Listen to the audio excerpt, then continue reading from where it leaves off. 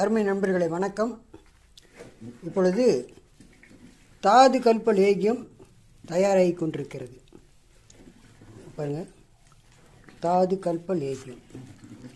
இதில் சேரக்கூடிய பொருட்கள் எண்ணற்ற பொருட்கள் இதில் சேர்த்துருக்கிறோம்.